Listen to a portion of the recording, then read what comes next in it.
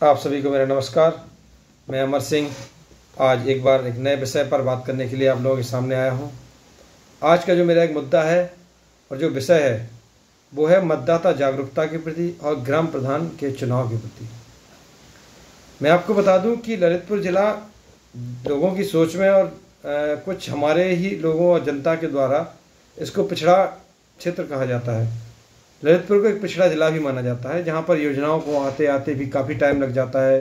कुछ योजनाओं से क्या बहुत सी ऐसी योजनाएं हैं जिनसे बहुत सारे लाभार्थी हैं जो वंचित रह जाते हैं। क्योंकि ललितपुर को पिछड़ा माना जाता है, इसलिए सभी योजनाएं भी यहाँ पर बहुत देरी से और सुचारू रूप से चालू नहीं हो पाती हैं, क्योंकि उनकी निगरानी उतनी अच्छी नहीं हो पाती है। आज हम बात करेंगे मतदाता जागरूकता और ग्राम प्रधान के चुनाव के लिए। हम आपको बता दें कि मतदान एक ऐसा पावर है जनता के पास, जिसका उपयोग यदि जनता सही तरीके से करती है तो निश्चित ही वो खुद का, गांव का और पूरे संपूर्ण जिले का, संपूर्ण देश का विकास कर सकती है। पर आज के समय पे जहाँ पर ये ललितपुर ज़िले में समझ लो या बुंदेलखंड में एक जो चीज़ें व्याप्त हैं, यहाँ पर प्रधानी के चुनाव में लोग जनता के वोट को पैसे देकर, मांस खिलाकर या नशा, दारू या इन सब चीज़ों से खरीद कर उनका वोट ले लेते हैं और 5 साल तक ऐश करके और दोबारा से तैयारी करना शुरू कर देते हैं। इसमें जनता 5 साल निरंतर परेशान रहती है। कोई भी उनका ऐसा नहीं होता है कि कोई भी उनकी बात, उनका कुछ कार्य ऐसा हुआ हो जिससे कि उन्हें कुछ प्रॉफिट मिला हो, या फिर कोई ऐसा विकास जिससे गांव का नाम, क्षेत्र का नाम रोशन हुआ हो।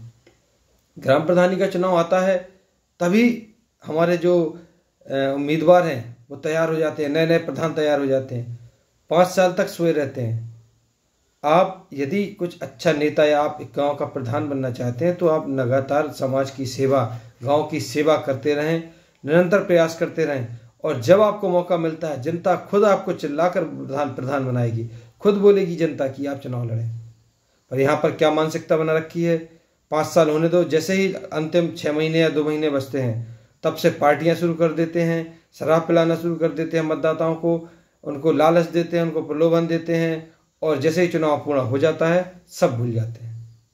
पैसे देकर भी वोट खरीदते हैं और बाद में जब कोई काम कराने जाता है तो उनको ये बोलकर भगा दिया जाता है कि आपसे न पैसे लेकर हमें प्रधान बनाया है, आपने कोई एहसान नहीं किया है। इस वजह से उम्मीदवार भी, जो मतदाता है वो भी कुछ नहीं कह पाता है और उम्मीदवार की एक चौड़ बनी रहती है।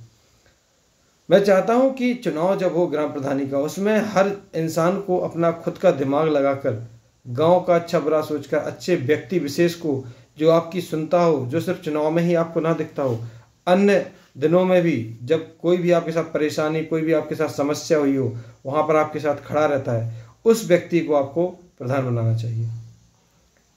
मैंने देखा है लगातार कि कुछ लोग प्रत्याशी होते हैं जो प्रधान बन जाते हैं, अगली बार हार जाते हैं, फिर दोबारा प्रयास करते हैं, चुनाव लड़ते हैं, पैसा खर्च करते हैं। तो ऐसा क्यों होता है? आप इतना विकास कीजिए, आप लोगों के बीच में इतना रहिए कि आपको दोबारा से चुनाव हारना ना पड़े और हारने के बाद दोबारा लड़ने की नौबत ना आए। आपने 5 साल करके देख लिया है, आपने जनता का भरोसा नहीं जीत पाया, आपको जब बाहर कर दिया गया तो आप दोबारा क्यों प्रयास करते हैं? ये लोगों की मानसिकता बना रखी है। साथ ही एक और बहुत ही गंदी चीज़ है, जो आप नेता चुनते हैं, आपके कोई रिश्तेदार चुन रहे हैं जो समाजवाद को बढ़ावा देते हैं। उन्होंने कहा मैं अपने समाज के व्यक्ति को वोट दूंगा, वो चुनाव में खड़ा हुआ है, फलाना अपने समाज के व्यक्ति को वोट देगा क्योंकि उसके समाज के लोग ज़्यादा हैं। आपको एक अच्छा नेता चुनना है, अच्छा समाज सेवक चुनना है, या फिर कोई रिश्तेदार बनाना है जो आपकी समाज का होना चाहिए? आप राजनीति में रिश्तेदारी, समाजवाद को क्यों जोड़ते हैं? आप यदि गांव का, आप क्षेत्र का, आप युवाओं का भला चाहते हैं तो आप निश्चित ही ऐसे व्यक्ति को बनाइए जो आपकी सुने, जो आपकी बात रख सके, जो आपके लिए लड़ सके, जो आपके साथ खड़ा रह सके। शराब पिलाएंगे, पैसा खर्च करेंगे, यदि आप यही पैसा अन्य चीज़ों में 5 साल तक खर्च करें, लोगों की मदद करें, गरीबों की मदद करें, जो इनके पास घर नहीं है, जो बेघर, उनको छांव दें, उनको सहारा दें, जिनके पिता के पास अपनी बच्चियों की शादी के लिए पैसा नहीं है, उनको पैसा देकर उसकी मदद करें। यहाँ आपको पुण्य भी मिलेगा, साथ ही आपको जनता का निश्चित ही भरोसा जीतने में आप सक्षम हो पाएंगे। आप चुनाव के समय पे 10-10, 20-20 लाख रुपए खर्च कर देते हैं शराब और मांस में और लोगों को पैसे देकर खरीदने में। यदि आप ये 5 साल यही पैसा विकास में लगाएं तो निश्चित ही आपको यहाँ पर प्रचार करने की जरूरत नहीं पड़ेगी। आपको जनता खुद चिल्लाकर उम्मीदवार बनाएगी और प्रधान भी बनाएगी।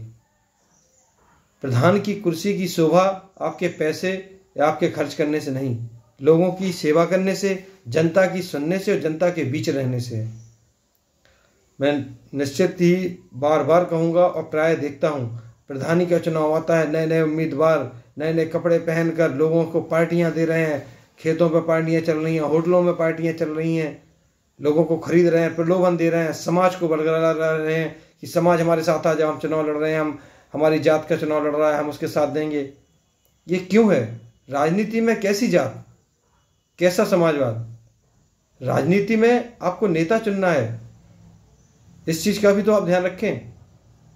ये नहीं होना चाहिए कि हमारे समाज का व्यक्ति खड़ा हुआ है तो हम उसी को वोट देंगे।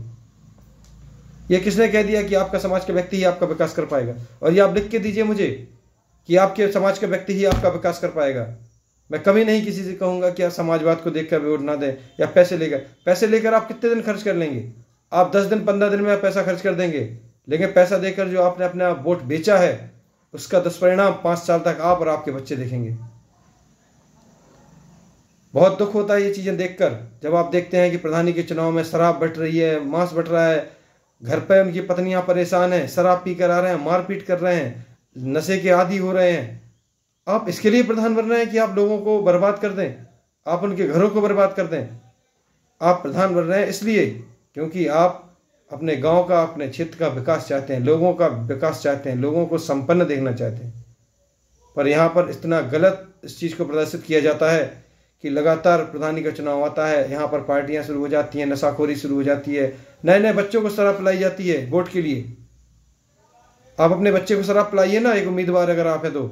आप चाहते हैं कि शराब से कोई बड़ा होता है या शराब से कोई खरीदा जा सकता है, तो अपने घर वालों को शराब पिलाएं, आप अपने बच्चों को भी तो शराब पिलाएं। इन चीज़ों का भी तो आप विशेष ध्यान रखें। मैं बार बार कहूँगा, वोट आपकी ताकत है, वोट आपके विकास का एक रास्ता है। अपने वोट को बेचे ना, ये मेरी विनम्र आग्रह है सभी जितने भी मतदाता हैं, अपने वोट को बेचे ना, अपने वोट का यूटिलाइज करें, सही व्यक्ति का चुनाव करें, समाज को देखकर, जाति को देखकर, पैसे को देखकर, लालच में आकर अपना वोट ना बेचें। एक अच्छे व्यक्ति को जो आपका विकास कर सके, आपके बीच रहे, आपका अपना हो, जो आपका निरंतर साथ देता हो, चाहे वो पद पे हो या ना हो, उस व्यक्ति को आप चुनें। जय हिंद, जय भारत।